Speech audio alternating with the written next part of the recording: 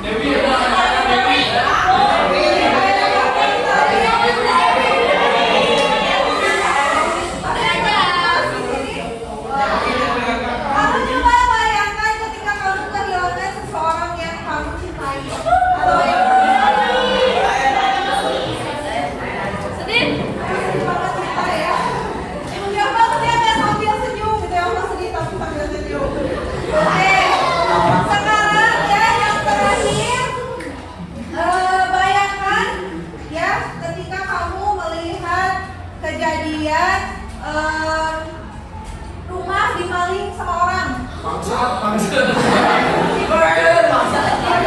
Gimana perasaannya ketika melihat maling masuk rumah?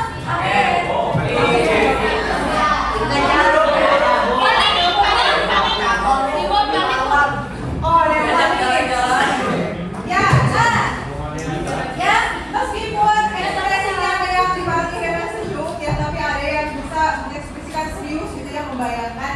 Nah, yang tadi itu adalah ekspresi dari emosi ya. Ketika kamu melihat atau merasakan sesuatu terhadap suatu kejadian yang kamu alami, nah respon ekspresi yang tadi itu adalah bentuk respon dari emosi. Ketika kamu mendengar kata emosi, apa yang terpikirkan? Mengeluarkan segala unek-unek, marah, nangis, kesal, senyum. Terus lagi? Oke ya, tadi sudah bisa berpendapat ketika kalian berpikir tentang emosi itu pasti yang terlintas tuh langsung marah. Ya, padahal emosi itu bukan hanya marah. Ya. Nah, kalau secara teori, ya, emosi itu adalah respon terhadap suatu peristiwa yang mempengaruhi pikiran, tubuh, dan perilaku yang berpusat pada sistem di otak. Ya, jadi ketika kalian menghadapi, tadi kan ibu menceritakan suatu peristiwa ya, bagaimana nih respon kalian terhadap peristiwa tersebut? Misalnya yang pertama tuh melihat hewan yang disembelih, ada yang jijik ya, ada yang mual, ada yang ngeri gitu ya, takut. Nah, itu adalah bentuk respon tubuh kamu, apa yang kamu rasakan, apa yang kamu pikirkan terhadap apa yang kamu lihat atau kejadian yang dialami. Ya. Nah, emosi itu ya ada 6 jenis emosi dasar. Yang menurut Paul Ekman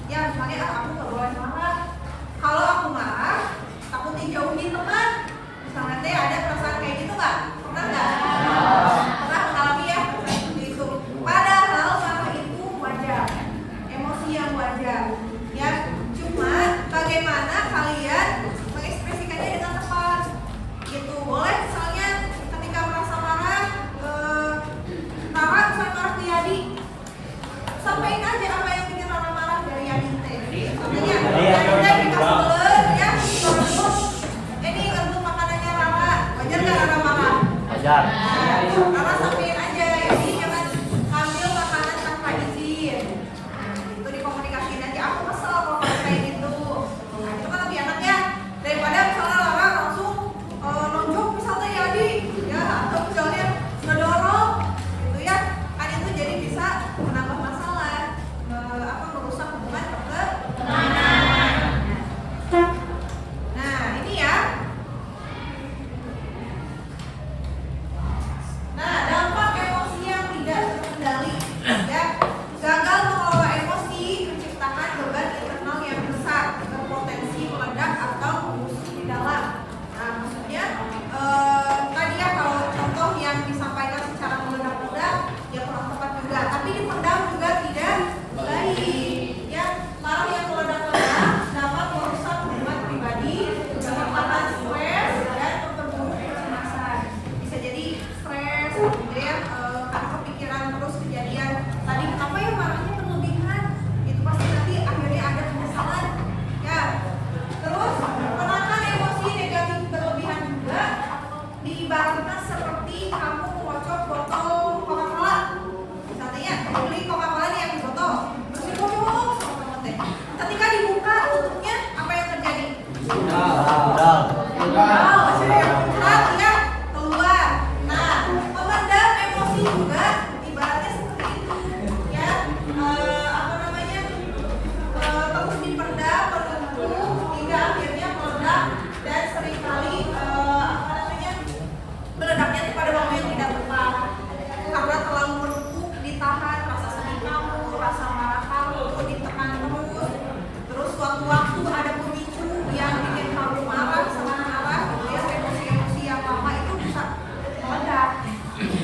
Nah, emosi negatif yang terpendam dapat memicu toxic positivity.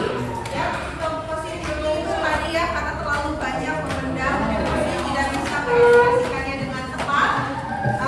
Maka nanti akan terjadi ledakan emosi dan bisa membentuk kepribadian jadinya nggak jujur sama diri sendiri karena ingin terlihat baik terus sama orang kayak tadi. Marah teh suatu emosi yang negatif bisa membuat penilaian negatif teman ke aku, jadi aku nggak boleh marah.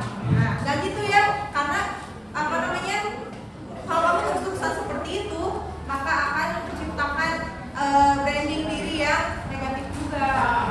Bukan berarti ingin selalu terlihat baik, nggak apa-apa kok. Ada kalanya kamu pengen marah aja, tapi harus tepat mengekspresikannya. Nah, ini ada satu video ya. Ini tentang kenali jenis-jenis emosi agar bisa menguasai diri. Ya, biar kalian tidak dikuasai oleh emosi, tapi emosi itu harus kamu yang menguasai, yang mengelola. Dan sumbernya, tiba-tiba ada motor lewat genangan air dan berkibar ini. Bagian cerah.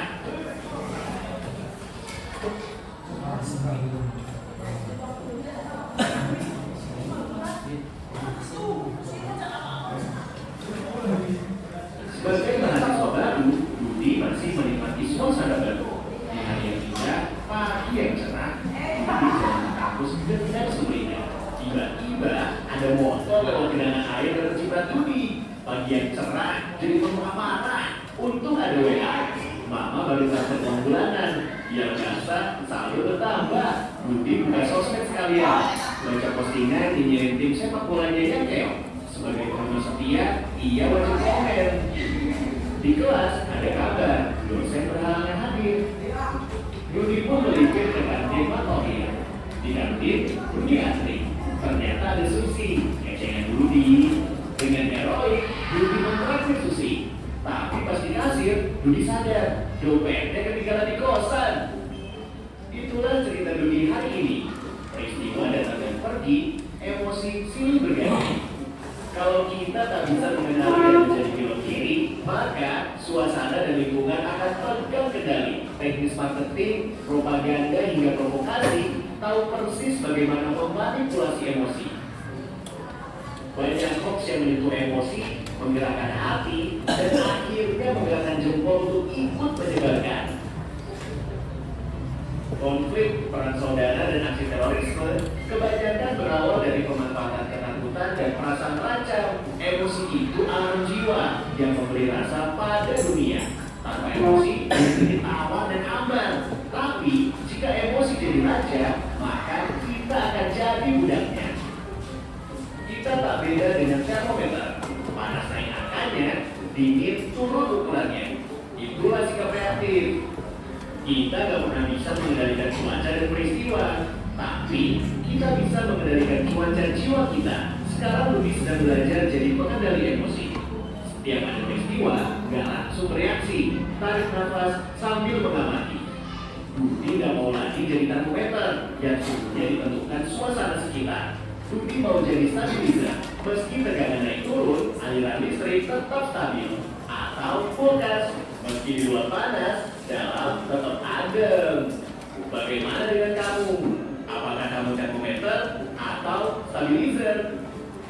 Nah, bagaimana dengan kalian? Apakah kalian ingin menjadi termometer atau stabilizer? Stabilizer. Kenapa stabilizer? Mau tetap ada meskipun ada badai yang ini ya penyerang. Terus apa lagi? Kenapa pengen jadi stabilizer? Terang. Biar emosinya stabil. Oke, bagus. Ya. Jadi apa namanya?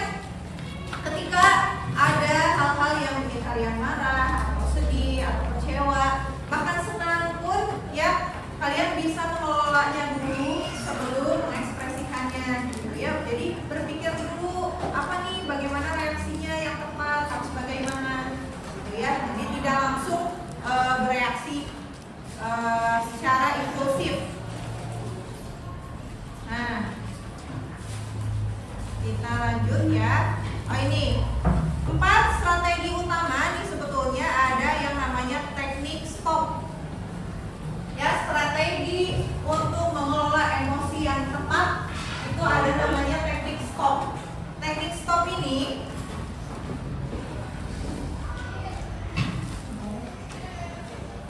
ya, yang pertama S-nya itu berhenti, stop ya. S-nya itu kepanjangannya stop. Berhenti dari semua aktivitas yang sedang dilakukan. Nah, ketika kamu sedang emosi, misalnya sedang marah atau sedang sedih yang sangat sedih, misalnya ya, bingung harus bagaimana, coba diam dulu. Misalnya yang tadinya lagi berantem sama teman, ya, coba diam dulu, ya, hentikan dulu segala aktivitas kamu.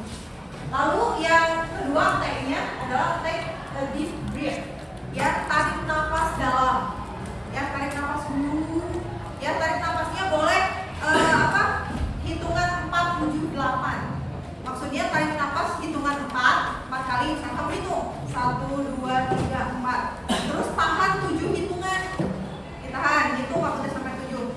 Ditahan 1, 2, 3, 4, 5, 6, 7. Terus 8, hitungan 8 dihembuskan. Nah, itu kan teknik pernapasan dalam agar lebih tenang. Ya, yang suka gampang marah nih, bisa dipraktekin tuh teknik pernapasan dalam itu. Nah, O-nya adalah observe atau amati apa yang dirasakan pada tubuh kamu. Misalnya, oh ya, aku tuh marah, kesel nih sama si A ya, karena ngajak ribut, misalnya. Nah, aku harus gimana? Misalnya, apa yang jadi penyebabnya kemarahan kamu teh? Terus pemicunya dari teman kamu apa? Nah, harus bagaimana? Gitu ya. Jadi mikir dulu, setelah menenangkan diri, berpikir harus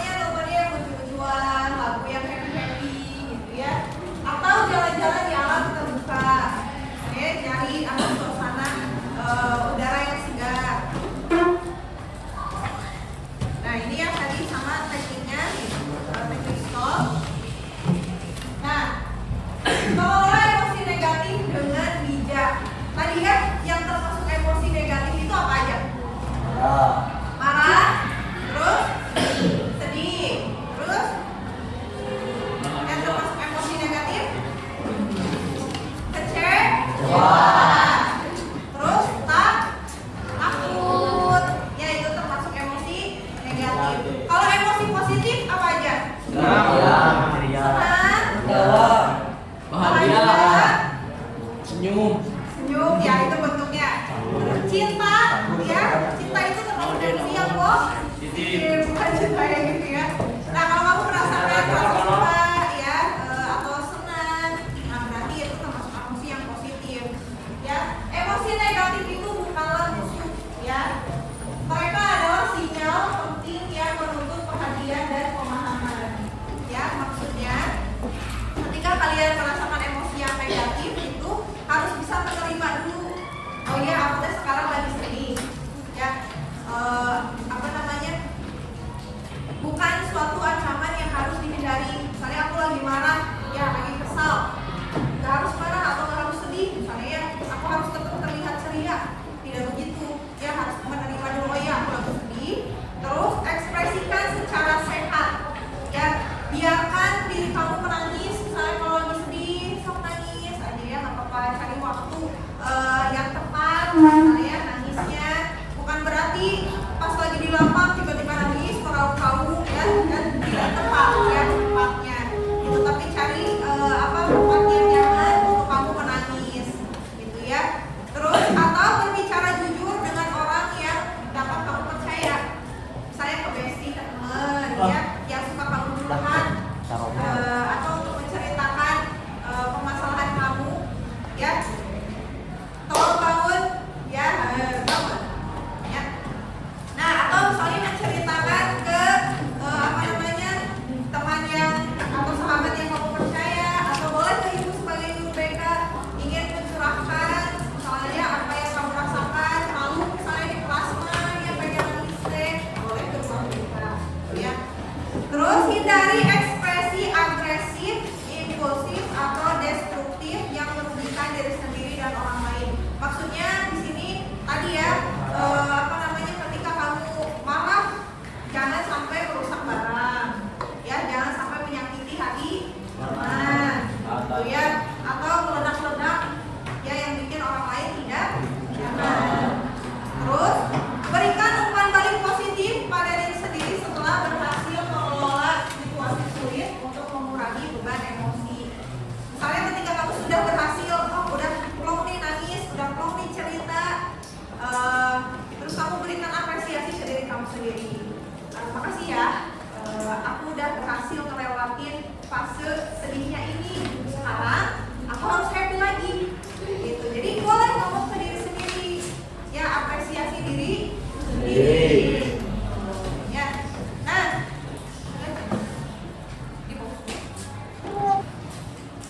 seperti yang tadi di video ya, di awal kan Budi itu dikuasai oleh emosinya, tapi pada akhirnya Budinya yang bisa mengontrol emosinya, jadi menjadi tuan atas emosi di dirinya.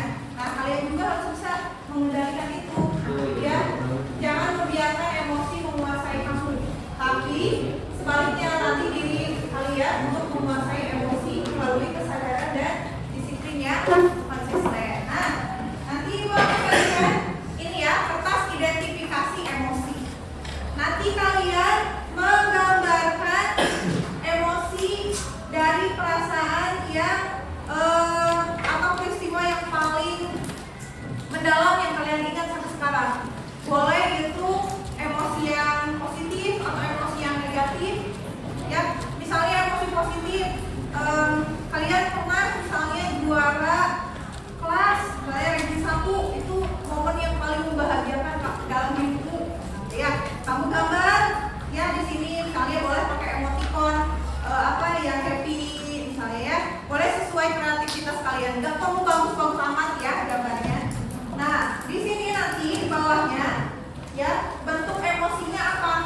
Misalnya gambar kamu tuh yang lope-lope happy, berarti bentuk emosinya senang. Senang, ya. Bentuk emosinya senang. Saya sedang merasa senang, gitu ya, titik-titiknya. Dan saya sadar bahwa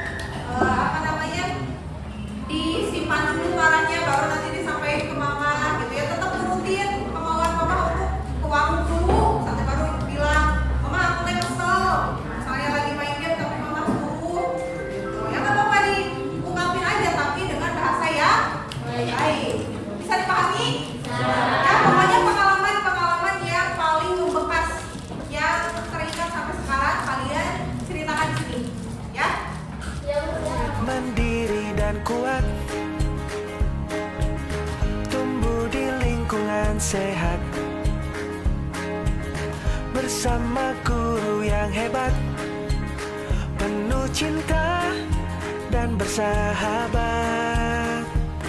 mendidik dengan tulus, gunakan 7 jurus, kenali potensi, kelola emosi, tumbuhkan resiliensi, jaga konsistensi dan jalin koneksi, membangun kolaborasi dan menata situasi.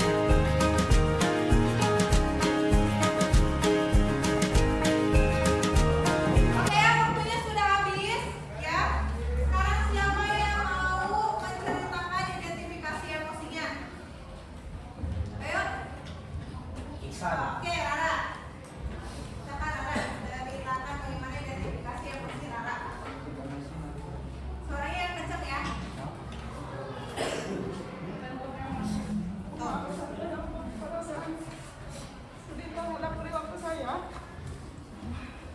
menyebabkan gangguan tidur, perubahan nafsu makan, dan menyebabkan sakit tubuh. Ibu, Tarik nafas dulu. Tenang dulu. Gak apa-apa ya, sedih itu boleh dirasakan oleh siapapun, bukan hanya oleh perempuan, tapi laki-laki juga kalau sedih ya sedih aja.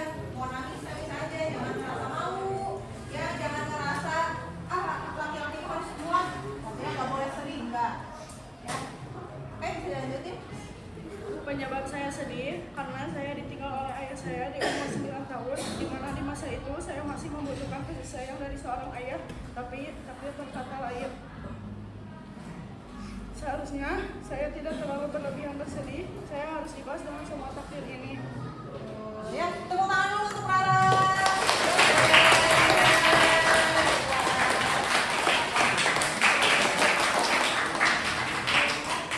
Terima kasih ya sudah mau berbagi identifikasi emosi yang pernah Rara rasakan. Ya, dah ya. Memang yang namanya kematian itu kan kita nggak pernah tahu. Dia pasti akan menyebabkan kesedihan yang mendalam, apalagi ditinggalkan orang yang tersayang. Ya, saling mensupport ya teman-temannya. Kita semangatin Rara biar nggak sedih lagi. Ya, semangat Rara ya. Nggak sedih lagi. Oke, siapa lagi yang mau menceritakan? Oke, Ayah tuh. Saya sedang merasa kesal dan saya sadar bahwa kesal bisa dialami oleh siapapun. Pengaruh atau dampak perasaan kesal terhadap perilaku saya yaitu perasaan kesal saya bisa berpengaruh terhadap respon yang saya berikan kepada orang lain. Penyebab saya kesal karena perubahan mood yang saya alami. Seharusnya saya lebih bisa mengontrol rasa kesal saya. Oke, keren. Terima kasih Ayah tuh. Tepuk tangan untuk Ayah tuh. Satu lagi deh. Siapa yang mau?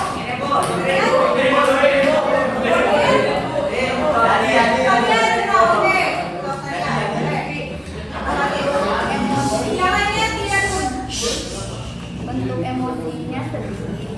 Saya sedang merasa sedih dan saya sadar bahwa sedih bisa dialami oleh siapapun. Pengaruh atau dampak perasaan sedih terhadap perilaku saya yaitu kalau lagi sedih tinggal mau makan. Terus penyebabnya karena misalkan lagi marah sama teman atau lagi masalah keluarga nggak mau makan karena merasa nggak punya tempat cerita.